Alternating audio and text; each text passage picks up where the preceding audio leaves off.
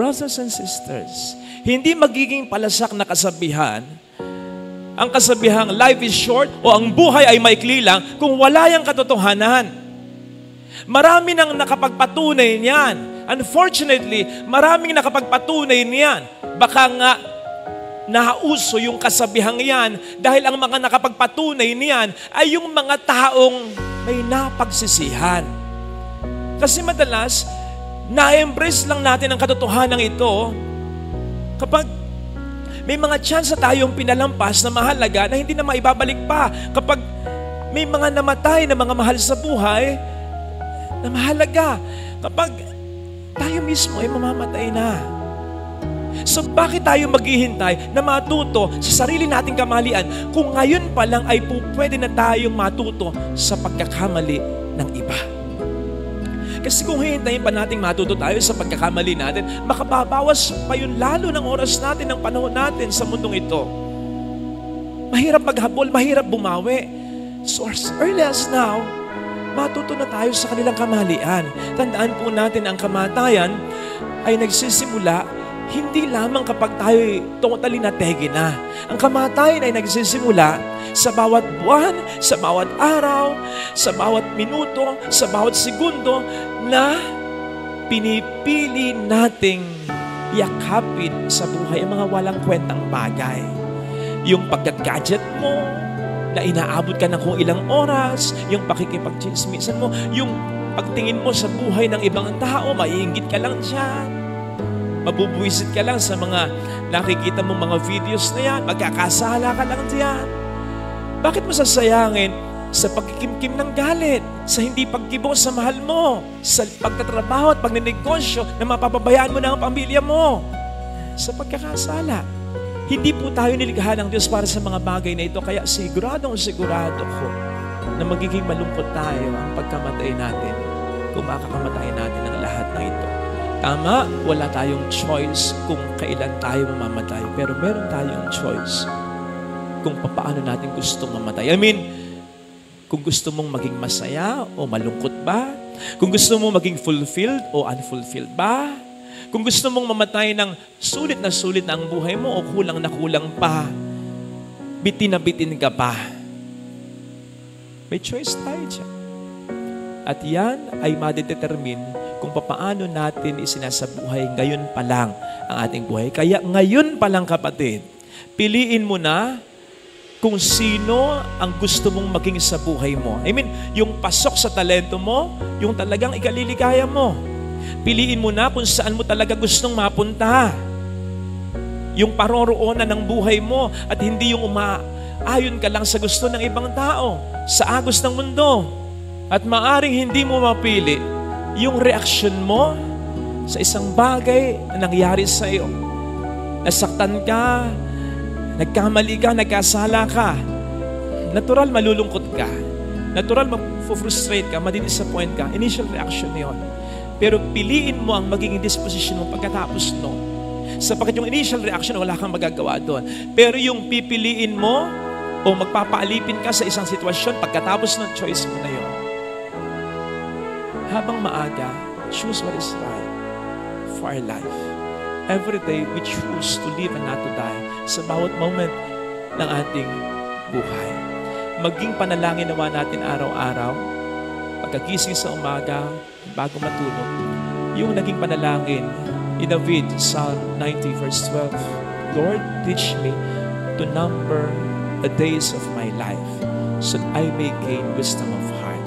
Literal na pag-asalin, Panginoon, tulungan mo ko na mabilang yung mga natitira pang years o panahon sa buhay ko para maging marunong ako sa buhay na ito. Kasi coming from that literal na pag-asalin, kung titingnan talaga natin, chinek ko kanina yung survey from 2019, ang sabi doon, ang life expectancy ng bawat Pilipino, lalaki, nasa 65, babae, 75. Akalain mo lang naman, haba yan.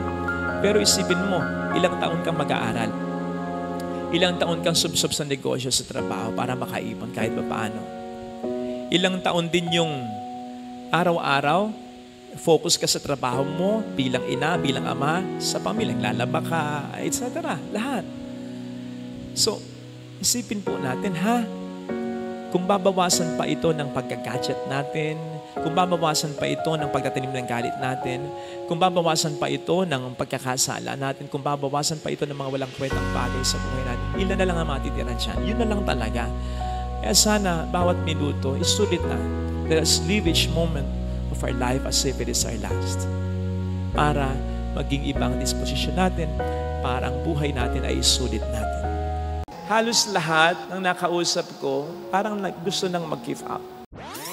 Kamakailan ay nakita ko ang post ng kaibigan nating si Kim Rodriguez. Ayan yung basahin ko sa inyo. Tumaya ako sa iyo, nagtiwala ako sa iyo. Ilaban kita kahit na alam kong talo ako. Pinairal ko ang puso ko kasi sabi niya puso. Ayun, Lats. Ang sait. Noong una, akala ko broken-hearted yata si Kim. Maaring dahil sa manliligaw. Hindi ko alam o kaya kung mayroon na itong boyfriend. So tinanong ko, kapatid, anyari? Broken-hearted. Broken-hearted nga. Pero hindi sa iisa, kundi sa isang grupo ng tao o mga tao. Ang Gilas Pilipinas. At immediately, naintindihan ko siya. Kasi sino ba naman ang hindi maduturog ang puso? Lalong-lalo na kung ikaw isang basketball enthusiast. Napakalakas ng Gilas. On paper, meron kang isang dekalidad na 6th Man of the Year NBA player, Jordan Clarkson. Meron kang Kai Soto. Meron kang 6-time PBA MVP. Meron kang bagong salta pero naging Rookie of the Year ng KBL. Meron kang Dwight Ramos and other talented players. Meron kang mga generous supporters and big bosses, good coaches. Meron kang home court advantage. Kaya sa totoo lang, napakalaki ng chance na nating manalo dun sa una nating 3 laban, especially against Angola. Pero anyari? Para tayong nanuno sa punso, hindi malaman kung ano ang gagawin. At anong dahilan? Again, lack of preparation pa rin. Marami ang nagbubu kay Coach Chat. Sabi, palitan na daw. Halimbawa, ni Coach Top Baldwin. Pero sa palagay ko, kahit si Phil Jackson ang mag-coach sa atin, with this kind of preparation, among locals, kulang na kulang, and with our big guns, mas kulang na kulang, 1-2 buwan, ay wala pa rin tayong mararating. Hindi nyo ba nakita? Walang fluidity, walang magandang passing, walang magandang execution. Hindi mo pwedeng sabihin, buhaya si Jordan Clarkson. Hindi. Hindi. It's just that hindi siya pamilyar sa mga laro ng kasama niya. Kung paano ang mga kasama niya ay hindi rin pamilyar sa laro niya. Ang basketball, it's a team effort, hindi one-man game yan. Tingnan po ninyo, yung mga tumalo sa atin, lalong-lalo na yung Italy, ang ganda, touch passing lang. Lahat tumitira, lahat may tirada. At bakit? Maganda ang preparation nila. Ang hirap sa atin, ang nakikita lang natin ay yung tagumpay ng isang tao, grupo ng mga tao. Ang hindi natin nakikita, yung mas malaking bahagi noon, yung magandang preparation, yung hard work, yung sacrifices, yung mga pawis at dugo na bumuhos, yung mga luha na pumatak, yung mga gusto nila na kanilang i-give up upang maabot nila ang kanilang pangarap. Yung tagumpay nila, it's just the tip of the iceberg. Alam natin yung tip, konti lang, pero yung kabuuan ng iceberg, nasa ilalim niya. Yun yung preparation, yun yung sakripisyo. Yun ang wala tayo. Ang tagal na natin gustong manalo sa World Cup. Yan ang dahilan kung bakit dito natin ginawa sa atin ang FIBA World Cup. In fact, tayo ang may isa sa pinakamatandang basketball tradition. Ang PBA natin, ang isa sa kakaunti na lang na pinakamatandang basketball league sa buong mundo, ha? Pero bakit hanggang ngayon, talo pa rin tayo ng talo? Bakit? Kasi we keep on repeating the same mistake. Hindi ba? Pwede bang maging iba ang resulta kung ganun at ganun ang ginagawa natin? We don't really prepare. Ang sabi nga po ni Benjamin Franklin, if we fail to prepare, we prepare to fail. Kung tayo ay nabibigong maghanda, tayo'y naghahanda sa pagkabigo. Masakit isipin yun, pero yun ang totoo. Kapag hindi tayo naghahanda, sino ang mag-exam dyan? Sino mang nag-aspire ng isang karir dyan? Sino mang magbubukas ng isang bagong business o negosyo dyan? Sino bang mag-aasawa dyan? Sino mang magsisimula ng bagong pamilya dyan? Sino mang gustong magpatayo ng kung ano dyan? Kapatid, kapag hindi ka naghanda, naghahanda ka na mabigo. Handaan mo yan. Father, nag-prepare naman tayo. Oo, nag-prepare tayo 1-2 buwan sapagkat yun ang ating gusto. Oo, nag-prepare tayo para sa basketball games na ito. Pero yung style natin, hindi natin binago. Nag-prepare tayo according sa ating gusto. Hindi yun ang magandang preparasyon. Mag-prepare tayo according sa hinihingi ng sitwasyon at pagkakataon. Yung preparation na hindi dapat 1-2 buwan lang. Dapat pang matagalang, pang long term yan. Yung preparation, sabi nga ni Yang Giao, kung ang gagamitin pa rin natin paulit-ulit yung style natin at hindi yung contemporary style na matatalo tayo sapagkat yung style ng basketball ng mga Pilipino napag-iwanan na. Dekada na tayong naiwan ng maraming tao, basketball players sa buong mundo. And so, nagpe-prepare nga tayo according to what we want, not according to what we should be doing. Brothers and sisters, yun yung sinasabi sa ating ebanghelyong napakinggan. Tama, sabi dito, maghanda. Pero sa papaanong paghahanda? Sa paraan na hindi gusto ng alipin, kundi sa paraan na gusto ng Panginoon ng alipin. Mapalad siya, sabi dito, kung yung aliping yon, dumating ang kanyang Panginoon na ginagawa ang kalooban ng kanyang Panginoon. Ang basic meaning ng slave sa Bible is someone who always does the will of his master. Sapagkat pag-aari siya ng kanyang Panginoon, ng kanyang amo. So dapat ang gagawin niya, hindi yung gusto niya, kundi gusto ng amo niya. Yun ang preparation. Kaya nga, when it comes to preparation, it involves discipline. Inasmuch as hindi naman sa lahat ng pagkakataon, gagawin natin ang gusto natin. Si Kobe Bryant, in one of his interviews, ang sabi niya, may mga pagkakataon na gusto niya mag-party-party na lang at wag nang mag-practice. Pero makikita mo, according to many reviews, si Kobe, nagpa-party halimbawa, yung mga kasama, pupunta sa isang lugar para sa isang game. Makita mo nagpa-practice yan. Superstar na yan. Leading scorer na yan. Bakit superstar at bakit leading scorer? Nagpe-prepare siya, not in the way he wants, but in the way the situation wants it to be. Mga kapatid, kung i-apply natin ito sa buhay natin, sigurado namang naghahanda tayo sa pagharap natin sa Panginoon natin anytime ng buhay natin. And I mean anytime, ha? Huwag po natin kakalimutan yan. Yung pagbubukas ng business, yung pag-aasawa, yung pagpapare, anumang karir, pwede mo pang maiwasan yan. Kaya po pwedeng half-baked lang yung paghahanda na gawin mo sa mga yan. Kasi hindi naman masyadong matindi ang epekto niyan. Pero when it comes to our salvation, dapat paghandaan natin po ito sapagkat ito ay darating sa oras na hindi natin inaasahan, ayaw man natin o gusto natin. Kaya dapat talaga tayo mag-prepare. And the Lord is asking us right now, yung ginagawa mong preparation, yan ba ang preparation na gusto ng Panginoon? Kanina may mga nangumpisal. Generally, sasabihin ko, yung sinabi ko rin sa marami sa kanila, mahal mo yung nanay mo. Pero ganyan ba ang pagmamahal na gusto ng Panginoon na ibigay mo sa nanay? Mahal mo yung anak mo. Pero ganyan ba yung pagmamahal na gusto ng Panginoon na ibigay mo sa anak mo? Mahal mo yung kapatid mo. Pero ganyan ba yung pagmamahal? Kasi halos lahat ng nakausap ko parang gusto nang mag-give up. Certainly, hindi ganyan ang gusto ng Diyos na pagmamahal. Yung ikaw ay mag-give up. Certainly, ang gusto ng Diyos na pagmamahal na ibigay mo, lalong-lalo na sa mga taong mahalaga sa iyo, ay yung itodo mo pa ng husto. Sapagkat madalas, kaya nag-give up tayo, ay sapagkat meron tayong mga sariling gusto. Dapat ganito gawin niya. Dapat ganito ang maging pagtanggap niya sa pag-aalaga ko sa kanya. Dapat ganito siya.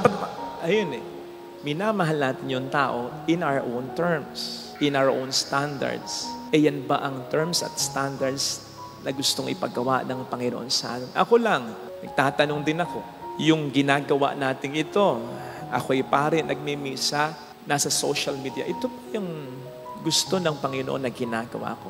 O may gusto pa siyang ipagawa sa akin? Mga kapatid, maghahanda na lang din naman tayo, katulad ng paghahanda natin sa FIBA World Cup. Sulitin na natin. Buhusan natin ang dapat natin gawin. Gawin na natin ang dapat natin gawin. At ganun din sa paghahanda natin, sa pagharap natin sa Panginoon natin. Upang, sabi nga ng Bible, ay huwag namang mangyari sa atin kapag tinimbang tayo, ay huwag nawa tayong kulangin. Sapagkat ang lahat ay ibinigay, ibinuhos natin. Yun ang preparasyon na sigurado ko, inaasahan ng Panginoon sa atin. Hindi yung gusto natin, kundi yung gustong preparasyon ng Diyos na gawin natin. Ito sana ang hilingin nating biyaya sa banal na pagdiriwang natin. Ilagay natin ang ating kanang kamay sa tapat ng ating puso. Sapagkat mahirap yung humarap tayo sa Panginoon, excited, pero sasabihin niya sa atin, kulang yung ginawa natin. Alam kong may magagawa ang Diyos. Alam kong may magagawa Makapangyarihan siya. ang Diyos. Alam kong may magagawa ang Diyos. Alam kong may Walang imposible sa magagawa ang Diyos. Kung ako'y magtatapat, Kung ako'y magtatapat sa Kaniya'y maglilingkod. Sa Kanya'y maglilingkod. Alam kong may magagawa ang Diyos. Hindi ako magtutulog. May magagawa ang Diyos. Alam kong di ringkin ng Diyos ang samo. Alam kong di Sapagkat mahal niya. ringkin ng Diyos ang samo ko. Alam kong di ringkin ng Diyos ang samo. Alam kong di ringkin ng Diyos Sapagkat anak niya. ang samo ko. Kung ako'y magtatapat, Kung ako'y magtatapat sa Kaniya'y maglilingkod. Sa Kanya'y maglilingkod. Alam kong di ringkin ng Diyos ang Alam samo. kong di ringkin ng Pakipikit natin ang ating mga mata. Panginoon, narito ako hindi dahil sa hindi ako nagmamahal. Alam mo ang sakripisyo ko, lalong-lalo na para sa pamilya ko. Alam mo po, Panginoon, hindi ko man ipangalandakan ang mga ginagawa ko para sa kanila at maging sa ibang tao. Narito ako para itanong, ano pa ba, Panginoon, ang kulang? Tulungan mo ako maging honest sa sarili ko at makita ang mga pagkakamali ko, hindi man pagkakamali, kundi yung kakulangan ko. Nagmamahal ba ako according sa gusto ko or according sa gusto mo? Panginoon, hindi ko man maisip kung paano ko gagawin yung according sa gusto mong pagmamahal. Alam kong tutulungan mo ko. Sige, isinusuko ko ang sarili ko. Tulungan mo ko. Hallelujah. Nagawin ito. Pahabain pa pasensya ko. Palawakin ang pangunawa ko. Palakihin pa ang puso ko. Mamahal ko pa kahit paano yung sapagkat minsan parang wala na akong ibibigay. Parang sakat na. Parang sakit na. Hallelujah. Pero habang ako'y nabubuhay, alam kong meron pa. Sapagkat meron pang problema. Alam kong habang nandyan ang problema, hindi mawawala ang grasya. Babalik ang Panginoon upang tayo ay kaya mula ngayon makahawakan ko. Mayroong magandang mangyayari sa akin sa'yo. Higit pa sa inaasahan mo, blessings will come. It will overflow sa lahat ng mga gustong sumunod sa utos ng Panginoon, sa gusto niya, sa standard niya, sa terms niya. Tulungan mo ako, Panginoon, na gawin ito. Mayroong magandang mangyayari sa iyo. Gagawin ko. Tulungan mo kung lalapit kay Jesus. Kung lalapit kay Jesus. Papuri sa Ama at sa Anak sa Espiritu Santo. Kapara ng sa unang-una, ngayon magpakailanman, magpasawalang hanggan. Amen.